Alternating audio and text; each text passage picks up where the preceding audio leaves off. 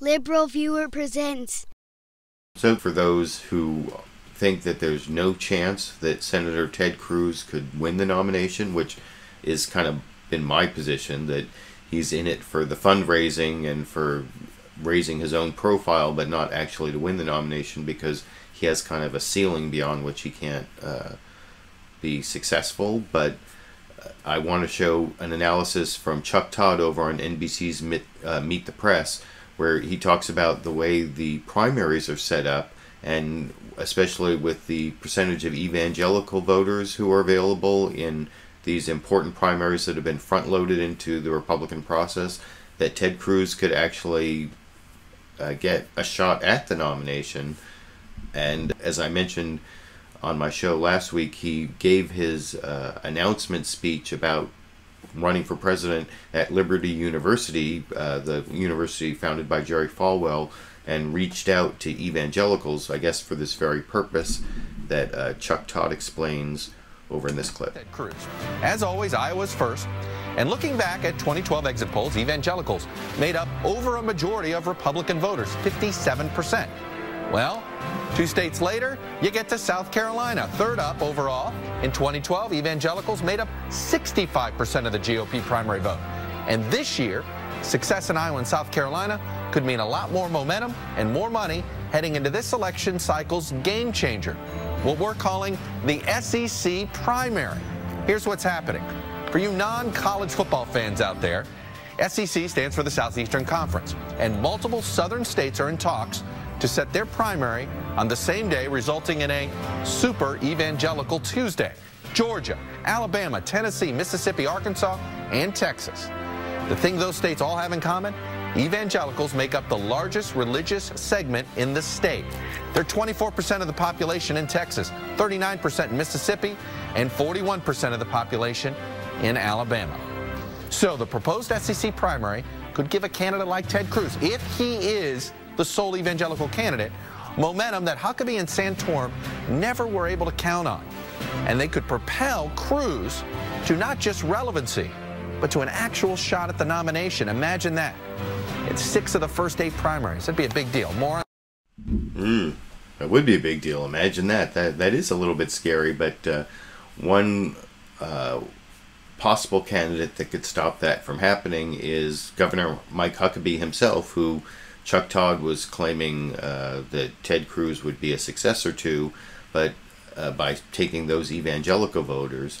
And that would be true, I guess, if Mike Huckabee weren't going to get into the race, and it sounds like he may well get into the race, although there's still a significant possibility he's just trying to sell his new book. And he was actually over on HBO's Real Time with Bill Maher, as well as on CBS's Face the Nation. I'm going to show 2 clips from him. First, on Real Time with Bill Maher last Friday, Bill specifically asked him if Ted Cruz was eating his lunch, stealing his voters, and Mike Huckabee's response is, I guess, to kind of assume he has those Christian evangelical voters and not even try to reach out to them, but to reach out to this different constituency that I will talk about after you see that clip right over here. Well, I'm going to ask the panel about this in a minute, about this strategy, because Ted Cruz, who declared this week, is trying to steal your lunch. I mean, you're the real pastor. You're a real pastor, right? I was 25 years ago. Okay. But I don't know what you were doing 25 years ago. I know, but you are a Jesus enthusiast. I do love Jesus. I don't even deny that. Right, in a way that he really can't compete with, and yet he declared. He could have picked his alma mater, Harvard, to declare, but that would send an awful message that he believes in reason and logic. He declared at Liberty he's going after your vote. And now I assume you're running for president. You're here.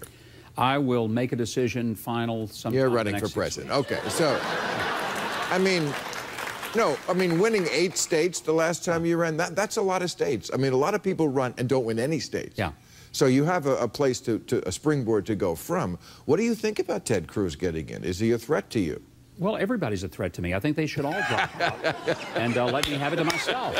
But, you know, everybody assumes that the only people who supported me 8 years ago were the people who were religious. And the fact is, if they'd all really supported me, I'd have been the nominee. Right. The fact is, that a lot of the people who supported me were working class people, the kind of people I grew up with, because that's where I came from. I am not blue blood. I'm blue collar. Right. I'm the first male in my entire family lineage that ever graduated high school. You're from the same town as Bill Clinton. I am. You know, Bill Clinton and I are both from Hope, Arkansas. You could have flipped a coin and wound up in different parties.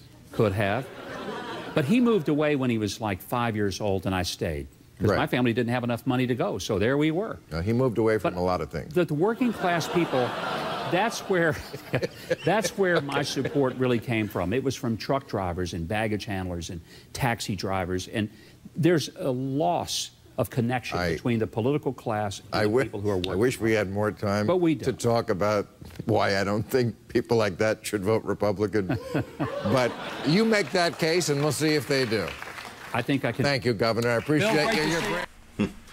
So, watching that clip, I definitely got the feeling that former governor and former Fox News commentator Mike Huckabee is going to run for president, because he's got that working class rhetoric down, the working class blue collar voters that are really going to be important that the Republicans have some, especially the white ones, I guess, have a lot of success with if they have any chance in 2016.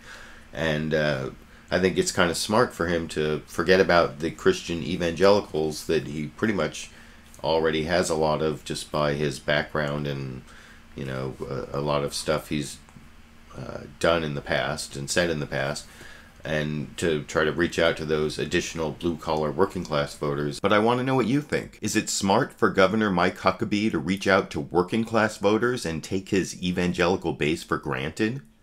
And with Republican primaries so front-loaded with evangelicals, who will be a more successful Republican candidate? Governor Mike Huckabee or Senator Ted Cruz? YouTube, you decide.